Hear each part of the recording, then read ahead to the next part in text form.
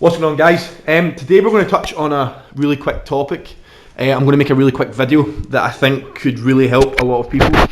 So, the main reason why a lot of people go to the gym is to gain muscle, gain size. Okay, so that would be called muscle hypertrophy or muscle hypertrophy, whatever way you want to say that. Now, I think a lot of people make mistakes when trying to achieve this. And they do that by going in and absolutely either not working hard enough or absolutely just doing just drop set after drop set, for example, or just going to failure and not counting reps, just not training very smartly. So what I'm going to touch on is the number one way to gain muscle size or muscle hypertrophy or hypertrophy, whatever you'd want to say it, is progressive overload. Okay? Getting better, progressively overloading your weights. Now, hypertrophy is a side effect of training. Okay?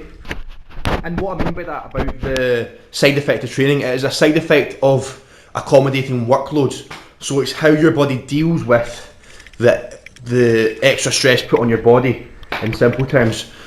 Now, there's two ways that hypertrophy is induced. Number one would be mechanical tension, okay, which is basically just an increase in weight. So for example, your 5 rep max in a bench press was 315, or I think that's like 145 kilos, okay? Now, say in 6 weeks time, your 5 rep max now was 150 kilos, okay? So you've increased by 5 kilos, so you've increased it by, say, 12 pounds. That would be an increase in mechanical tension, so it's an increase in weight. Now that would induce a hypertrophy effect, okay? The other way that hypertrophy would be induced is metabolic stress. So that's an increase in volume. So, for example, say you were doing 3 sets of 3 with 500 pounds in deadlifts, okay, so which would be like 227.5 kilos. And in 4 weeks' time, you done 5 sets of 3. Well, that would be an increase in volume, so that would be induce a hypertrophy effect because it's metabolic stress within the muscles. It's an increase in workload, it's an increase in volume, okay? Now, that's why, in my opinion, progressive overload should always be key. So no matter who you are, whatever you are, I would class you as an athlete as long as you're trying to gain size, because an athlete is someone that's trying to get better within their given sport. So, for example, you are trying to get better by progressively overloading those weights. That is the key to get bigger in